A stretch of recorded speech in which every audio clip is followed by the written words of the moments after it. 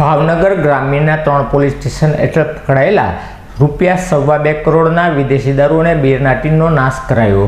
ભાવનગર જિલ્લાના વેળાવદર, ભાલ, વર્તેજ અને Ghogha police station દ્વારા પકડાયેલ વિદેશી દારૂના નાશ કરવાનું આયોજન નવાગામ વિસ્તારની સરકારી જગ્યા ઉપર કરવામાં આવ્યું હતું, જ્યાં અધિકારીઓની ઉપસ્થિતિમાં વિદેશી દારૂની બોટલ 65,400 અને બીયરના ટીન